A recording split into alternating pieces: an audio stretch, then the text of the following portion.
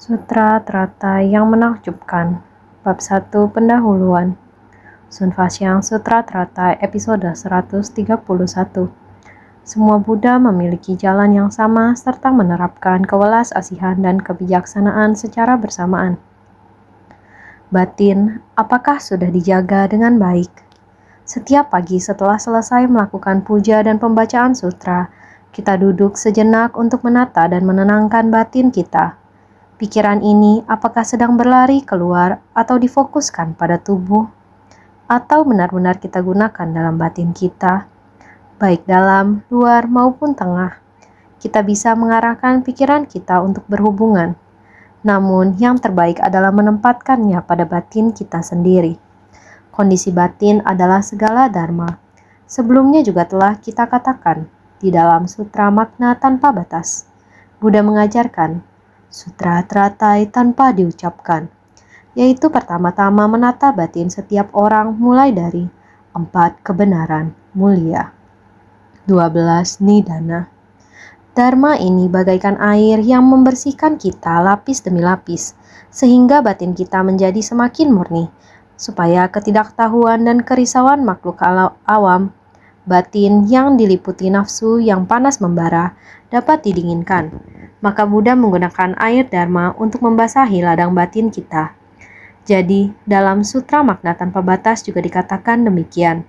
Selanjutnya mencurahkan ajaran dari kendaraan besar yang tiada tara untuk membasahi semua akar kebajikan dari para makhluk, menebarkan benih-benih kebajikan di seluruh lahan jasa kebajikan.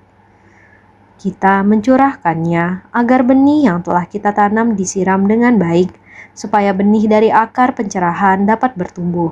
Akar dapat memanjang, tunas bertumbuh. Semua ini memerlukan Dharma.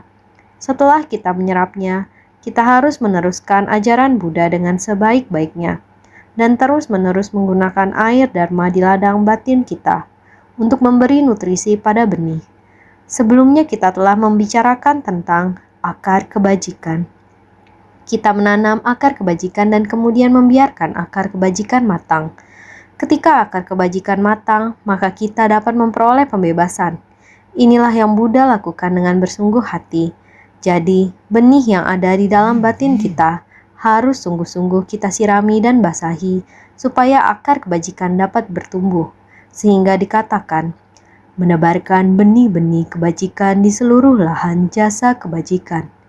Jika tanahnya lembab, kita harus memanfaatkan kondisi yang ada. Segera menebar benih dan dijaga sebaik-baiknya.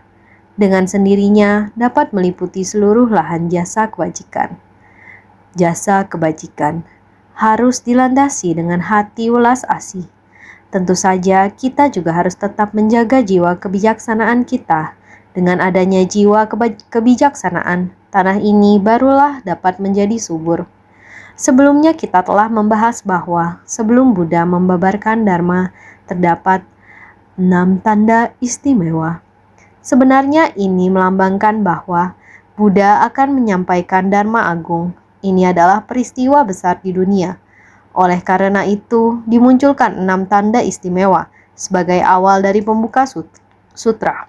Terlebih dahulu mengagungkan tempat persamuhan Dharma, sehingga terlihat pemandangan yang penuh dengan berkah. Ketika akan membabarkan Sutra Teratai, baik Buddha di masa lampau maupun Buddha di masa sekarang, semuanya menunjukkan tanda-tanda yang sama.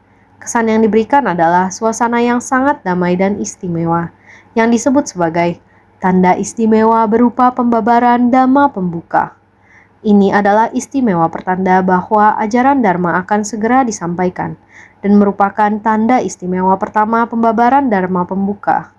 Setelah semua orang tiba, Buddha mulai memasuki samadhi. Ini disebut tanda istimewa berupa memasuki samadhi. Setelah Buddha memasuki samadhi, mulai terjadi hujan bunga. Mulai terjadi 6 jenis getaran. Orang-orang senang dengan hujan bunga dan 6 jenis getaran tersebut.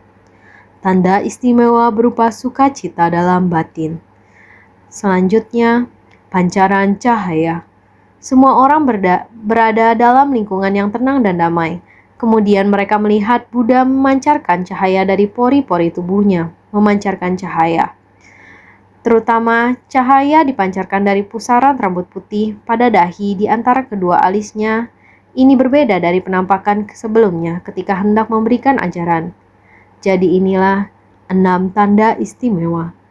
6 tanda istimewa adalah ritual pengajaran yang harus diwujudkan oleh semua Buddha dari 3 masa dan 10 penjuru saat mereka akan membabarkan sutra teratai. 6 tanda istimewa sebagai pendahuluan dalam pembabaran sutra teratai terdiri dari tanda istimewa berupa pembabaran dharma pembuka, tanda istimewa berupa memasuki samadhi, tanda istimewa berupa hujan bunga, tanda istimewa berupa gempa bumi, tanda istimewa berupa sukacita dalam batin, tanda istimewa berupa pancaran cahaya. 6 tanda istimewa ini adalah ritual dalam memberikan pengajaran dan bimbingan yang pasti ditampakkan oleh para Buddha pada 10 penjuru dan 3 masa ketika ingin membabarkan sutra teratai. Seringkali kita mengatakan bahwa semua Buddha memiliki ajaran yang sama, tidak peduli Buddha mana yang muncul di dunia ini, dan berapa lama beliau membimbing serta menuntun semua makhluk. Pada akhirnya pasti akan mengajarkan sutra teratai. Karena sutra teratai adalah dharma agung yang terunggul, sutra teratai merupakan satu tujuan besar. Mengapa semua Buddha muncul di dunia ini? Semua itu tidak lain adalah untuk membuka dan menunjukkan kepada makhluk hidup agar mereka dapat menyadari dan memasuki kebenaran sejati serta ajaran Buddha. Inilah yang dimaksud dengan semua Buddha memiliki ajaran yang sama. Sebelumnya dalam Sutra Teratai juga dijelaskan bahwa Buddha Chandra Surya Pradipa sebelum memulai membabarkan sutra telah memperlihatkan 6 tanda istimewa yang telah muncul di tempat persamuhan Dharma tersebut. Keadaan tersebut membuat kondisi batin yang tiada tara, kondisi yang penuh kedamaian dan keindahan yang tidak dapat digambarkan. Semuanya telah memperoleh apa yang belum pernah diperoleh sebelumnya. Mereka bersuka cita mengatupkan kedua telapak tangan dan sepenuh hati menatap pada Buddha. Di sana semuanya telah memperoleh sukacita yang belum pernah diperoleh sebelumnya. Sukacita seperti itu dengan tulus mengatupkan kedua telapak tangan. Hati semua orang sangat tulus, fokus sepenuhnya pada Buddha.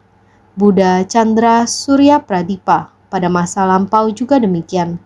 Buddha Chandra Surya Pradipa pada masa lampau, selain pertama, kedua, ketiga, masih terdapat 20.000 Buddha Chandra Surya Pradipa. Semua Buddha memiliki jalan yang sama, kondisi yang sama, perasaan yang sama, ketulusan hati yang sama. Sepenuh hati menatap pada Buddha, ini juga merupakan pencapaian laku wibawa dalam dunia dari semua makhluk. Sepenuh hati menatap pada Buddha adalah pencapaian laku wibawa dalam dunia dari semua makhluk. Semuanya sama dengan ketika Tathagata Sakyamuni membabarkan Dharma sekarang. Buddha memberikan pengajaran kepada para makhluk sesuai dengan kapasitas mereka sampai pada Sutra Teratai. Ini merupakan suatu pengajaran besar. Juga harus menyerap segala dharma, mengamalkan segala kebajikan. Sebelumnya sudah pernah dibahas, ini adalah Dharani.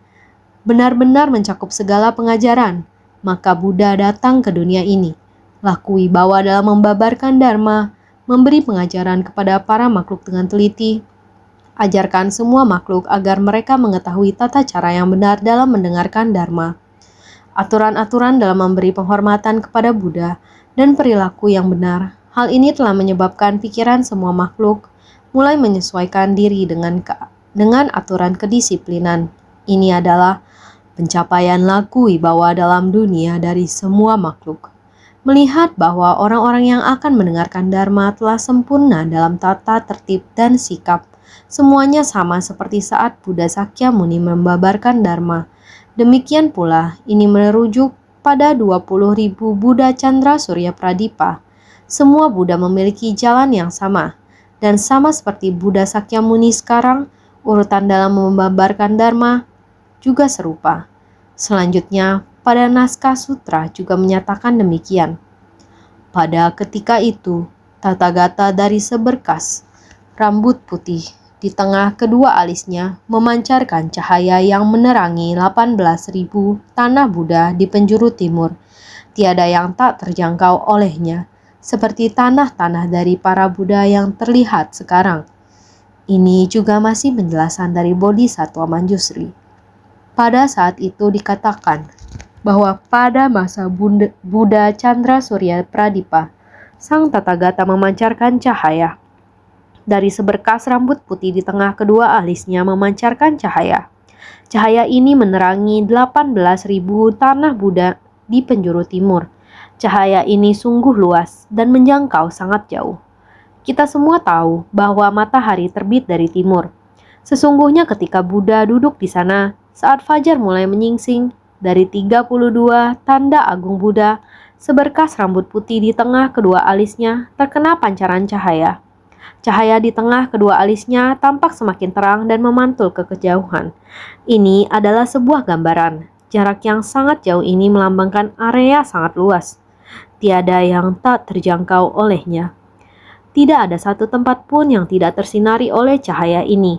Cahaya Buddha di tempat manapun, tidak ada sesuatu pun yang dapat menghalanginya.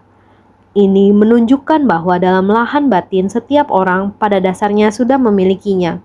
Selama muncul satu niat kebijaksanaan dan hati yang murni memancarkan cahaya kebijaksanaan, maka tidak peduli betapa gelapnya suatu tempat, batin kita tetap sama terangnya. Hal ini juga seharusnya dipahami bahwa ketika kita mendengarkan Dharma, harus benar-benar meresapnya ke dalam hati. Jika Dharma telah masuk ke dalam hati, maka tidak akan ada tempat yang gelap. Oleh karena itu, cahaya yang dipancarkan oleh Buddha, cahaya ini telah menerangi hingga ke dalam lahan batin setiap orang. Persamuhan Dharma ini begitu agung, bukankah karena setiap orang telah sepenuh hati menatap pada Buddha? Seolah-olah batin setiap orang telah terpusat pada Buddha. Setiap gerak-gerik dan tindakan Buddha semuanya adalah Dharma, dan setiap Dharma itu masuk ke dalam hati manusia. Ini menunjukkan bahwa sangat banyak, tak terhitung jumlahnya, yang telah memperoleh cahaya Buddha, sehingga disebut tiada yang tak terjangkau olehnya, menyebar dengan sangat luas, seperti tanah-tanah dari para Buddha yang terlihat sekarang, seperti yang sekarang kita bahas sekarang.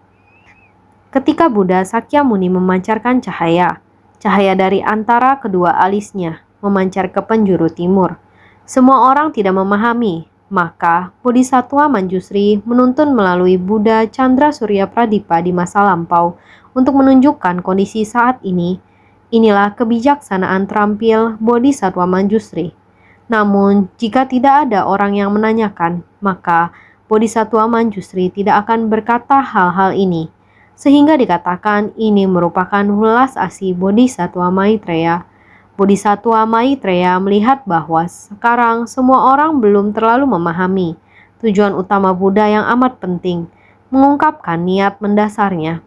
Namun masih banyak orang yang belum memahami, sehingga ini membuat Bodhisattva Manjusri membicarakan Buddha masa lampau.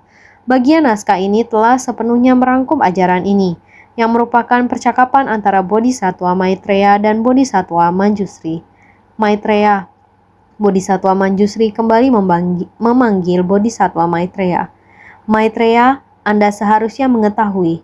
Ini menunjukkan kedua bodhisattva ini adalah sangat dekat, sehingga memanggil satu sama lain menggunakan nama. Terlebih lagi, ketika membahas Bodhisattva Manjusri yang merupakan guru dari 7 Buddha, termasuk Maitreya yang merupakan salah satu murid Bodhisattva Manjusri, sehingga ketika Manjusri memanggil Maitreya saat ini adalah untuk mengingatkan semua orang, perhatian untuk semua orang. Sehingga dia kembali memanggil, Maitreya, Anda harus mengetahui.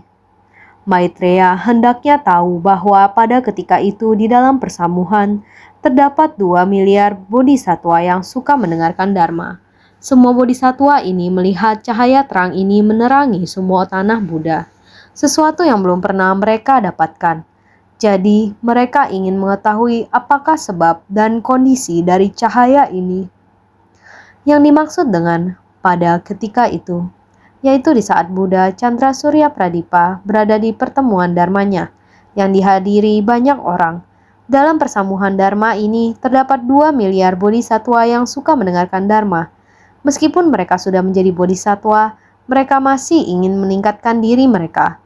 Karena setiap Buddha memiliki kebijaksanaan yang tiada tara. Jadi, meskipun para bodhisatwa semua telah mencapai tahapan untuk menjadi bodhisatwa, tetapi mereka masih memiliki potensi untuk berkembang. Masih ada Dharma untuk mereka ikuti. Ini berarti kita semua harus tekun. Kita tidak boleh sombong, tidak boleh berpikir bahwa kita telah mendengarkan Dharma dan ajarannya selalu sama. Tetap itu juga. Ketika saya berbicara, saya juga mengulangi apa yang saya katakan. Meskipun Dharma itu sama, tapi apakah kita sudah meresapnya ke dalam hati? Apakah kita sudah memahaminya? Apakah kita sudah menghayatinya? Apakah kita sudah mempraktikkannya dalam tindakan nyata? Kita harus terus-menerus menyerukannya dan terus-menerus bermawas diri. Maka pada masa itu, sebanyak 2 miliar bodhisatwa bersama-sama memohon Dharma di tempat persamuhan yang sama. Yang sangat bersuka cita untuk mendengarkan Dharma. Semua bodhisatwa ini melihat cahaya terang ini menerangi semua tanah Buddha. Para bodhisatwa itu juga sedang menunggu Buddha yang sedang memancarkan cahaya dan berada dalam samadhi. Semuanya sangat bersuka cita. Di tempat itu mempersiapkan diri untuk menerima Dharma Agung dari Buddha. Oleh karena itu, sukacita pada saat itu adalah memperoleh apa yang belum pernah diperoleh. Jadi, mereka ingin mengetahui apakah sebab dan kondisi dari cahaya ini. Semuanya melihat cahaya yang dipancarkan tersebut, menunggu Buddha membabarkan Dharma Agung dengan sukacita. Mereka ingin mengetahui mengapa Buddha memancarkan cahaya terang. Ini adalah tanda istimewa dari Sutra Teratai. Setiap Buddha memiliki jalan yang sama. Saat akan memulai pembabaran Sutra Teratai, 6 tanda istimewa akan muncul di hadapan. Rambut putih di tengah kedua alisnya memancarkan cahaya. Ini menandakan sebab dan kondisi telah matang untuk membabarkan Dharma Agung.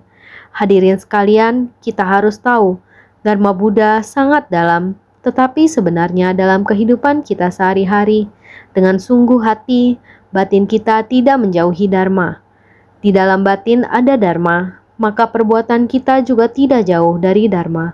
Maka itu saya memohon kepada Anda sekalian untuk senantiasa lebih bersungguh hati.